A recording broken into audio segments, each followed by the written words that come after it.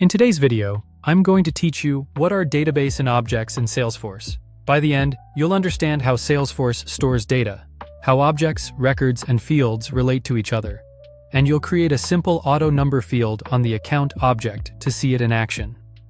First, log in to your Salesforce account and make sure you're in Lightning Experience. This is the modern interface where most configuration takes place. Once you're in, look to the top right corner for the gear icon. Click it and open Setup to launch the Advanced Setup area. This is where admins configure data, automation, security, and the structure of your org. In Setup, use the Quick Find search box and type Object Manager, then open it. Object Manager is your directory of data structures. It lists both standard objects provided by Salesforce, like account and contact, and any custom objects your organization creates. Open the account object for this example. Here's the big picture. Salesforce is a cloud-based relational database. Think of an object like a table in a traditional database. Each row in that table is a record, and each column is a field. Records represent real-world things, like a company for an account, and fields hold the details, such as name, industry, or billing city. Relationships link objects together, so data is connected and meaningful. Next, go to Fields and Relationships. This page shows all the data points that live inside account records, along with the relationships that connect account to other objects.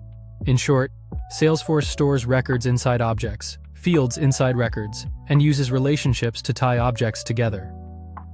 Click New to add a field. New launches the Field Setup wizard, where you choose a field type and define how it behaves. For this walkthrough, choose Auto Number. An auto number field automatically generates a unique sequential value for each new record. It's great for creating consistent identifiers without manual typing. Click Next. Enter a clear field label, something users will recognize at a glance, like account number or customer ID.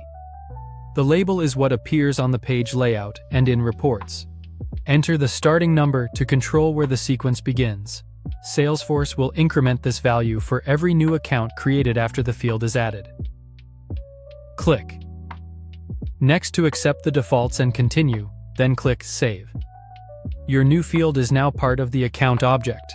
From here, you can view the object's data and see how all account records are stored and structured in the Salesforce database. That's it for the basics of databases and objects in Salesforce. If this was helpful, subscribe for more.